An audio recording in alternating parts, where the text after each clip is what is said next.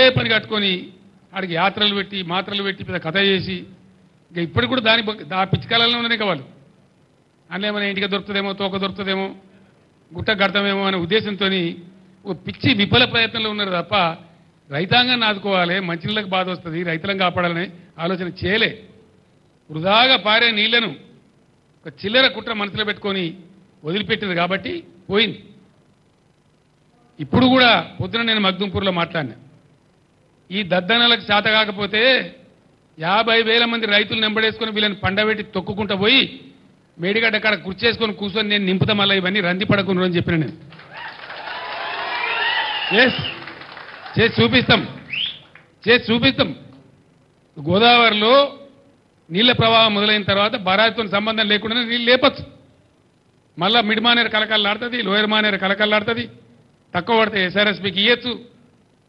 ఎత్తాల నీళ్ళు ఇప్పుడు ఈ ప్రభుత్వం ఇది దీని పేరు చెప్పి దాని పేరు చెప్పి ప్రజల నోట్లో మట్టి కొడతామంటే చూస్తూ కూర్చోం. మనం కొత్తగా ఎలక్షన్ తర్వాత కాబట్టి కూర్చున్నాం, మౌనం పట్టాం. కానీ నేనే పోతా గోదావరిలో 20,000 క్యూసెక్లు దాటిన తర్వాత వీళ్ళు నీళ్లు ఎత్తడం ప్రారంభించకపోతే నేనే ఒక 50,000 మంది రైతులు వేసుకొని పోతా, తొక్కి వీళ్ళని పండబెట్టి తొక్కి ఆ మూటలు నడిపిస్తాం. మేము ఊరికే గైడే చేతులు ముడుచుకొని లేం, ఉండం కూడా. ఇవన్నీ అవకాశాలు ఉండంగా వీటిని పక్కన పెట్టి ఏదో మిరమెచ్చకాలు చెప్పి రోజుకో స్టంటు కొట్టి కథ చెప్పి కాకరకాయ తోకరకాయ మాటలు చెప్పి అన్ని కాయగూరుకుడు మాటలు మాట్లాడి ఇదా రాజ్యం నడిపే పరిస్థితి. ప్రజలు లేరు, వాళ్ళ బాధలు లేరు, యాదవులు లేరు, దళితులు లేరు, ఓవర్సీస్ స్కాలర్షిప్ లేదు, మంచినీళ్ళు లేవు, సాగునీళ్ళు లేవు.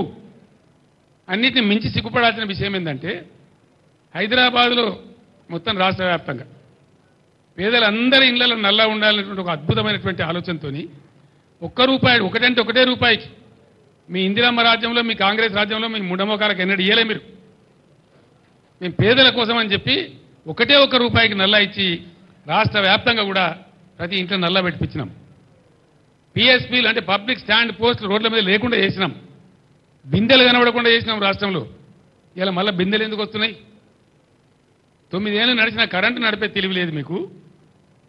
6 ఏళ్ళు బ్రహ్మాండంగా నడిచినటువంటి మిషన్ భగీరథ నడిపే తెలివి లేదు మీకు. నడిచినాయే కదా, వాటికేం రోగం వచ్చింది? ఎందుకు నడపలే అంటే మీ అసమర్థతనే కదా, మీ చవటతనమే కదా. Otherwise what? జవాబు చెప్పాలి మీరు ప్రజలకు. ఇప్పుడు 6 ఏళ్ళు బ్రహ్మాండంగా నడిచిన భగీరథ ఇలా ఎందుకు ఆగుతున్నది?